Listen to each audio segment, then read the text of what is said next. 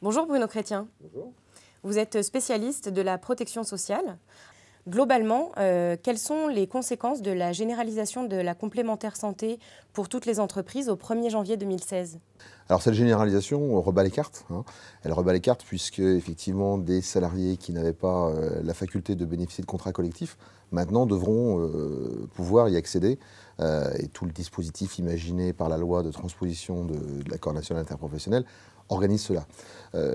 Dans le même temps, ce qui est fondamental au-delà de la généralisation, c'est surtout la remise en cause des clauses de désignation, qui étaient des clauses qui enfermaient progressivement le marché et réservant de fait l'accès à un certain nombre de contrats par branche professionnels aux seules institutions de prévoyance. Donc là, on a des cartes qui sont rebattues et le marché est plus libéralisé qu'il ne l'était.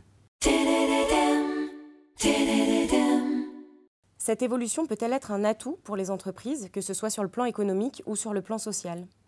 La protection sociale est toujours un atout pour l'entreprise, à l'égard de ses propres salariés. Puisque dans une entreprise où les salariés sont bien pris en charge, c'est évidemment un souci, une épée de Damoclès qui disparaît. À partir de ce moment-là, le fait qu'on ait effectivement une généralisation est un atout pour les salariés qui n'étaient pas visés. Foncièrement, ce n'est pas ça qui change le marché, c'est beaucoup plus la suppression des clauses de désignation. En revanche, l'intérêt, c'est que ça permet à l'égard des salariés de pouvoir discuter plus souplement des couvertures qui leur sont proposées. Donc en ça, c'est effectivement un atout.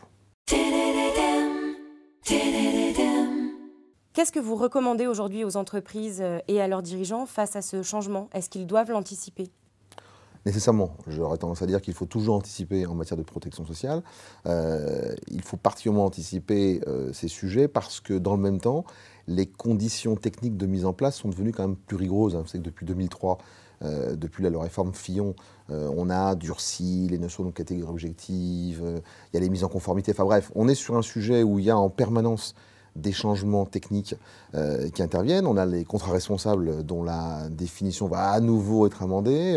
On parle même dans les prochaines semaines d'un nouveau texte concernant les dispenses en matière justement de catégorie objective et d'adhésion à un contrat collectif. Donc voilà, tout ça pour vous dire qu'on est sur des sujets qui nécessitent de manière impérative l'intervention d'un professionnel. Bon, c'est typiquement le rôle des courtiers, d'avoir ce conseil qui permet de dire à l'entreprise, vous avez ce choix, vous avez ces options, mais je vous accompagne pour le faire en toute sécurité, parce que l'entrepreneur, et en particulier dans les TPE, PME, est bien évidemment absolument incapable de vérifier par lui-même si le contrat qu'il a signé, si le régime qu'il a mis en place sont conformes à une législation complexe et en permanente évolution.